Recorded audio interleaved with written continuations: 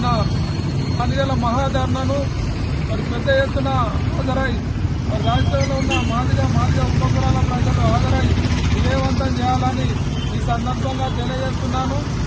మరి మొదటి దఫా కేంద్ర ప్రభుత్వంలో బీజేపీ ప్రభుత్వం రాగానే మరి ఎస్సీల న్యాయమైన కోరికైనటువంటి మరి ఏబిసిడి వర్గీకరణ అంశాన్ని మేము తక్షణమే ప్రభుత్వంలోకి రాగానే 100 రోజులల్లా మేము వర్గీకరణ చేస్తామని చెప్పేసి హామీ ఇవ్వడం జరిగింది.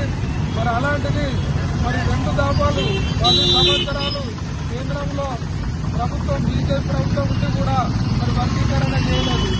మూడోసారి కూడా మరి కేంద్రంలో బీజేపీ ప్రభుత్వం వచ్చింది కాబట్టి మరి తక్షణమే మరి ఏబిసిడి వర్గీకరణ చేయాలని మేము ఎంఆర్పిఎస్ మేడి పాపన్న నాయకత్వంలో ఈ సందర్భంగా మేము తెలియజేస్తున్నాం.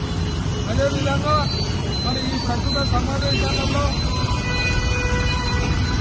ఏబిసిడి వర్గీకరణ చేయాలి, లేదంటే మరి ఇంట్లో ముందున్న రాష్ట్రారోగులు ధర్నాలకు భిన్నంగా ఈసారి 3,000 మంది 3,000 డప్పులతో మరి జంతర్ మంతర్ వద్ద మేము ఇక్కడ డప్పులు కొడితే మరి అక్కడ పార్లమెంట్లో వినిపించేలా మేము ఖచ్చితంగా పెద్ద కార్యాచరణ ఏర్పాటు చేసి దాన్ని విజయవంతం చేయడం కోసం మరి మా రాష్ట్ర అధ్యక్షులు వేడి పాపన్న గారి నాయకత్వంలో సమావేశమవుతున్నాం.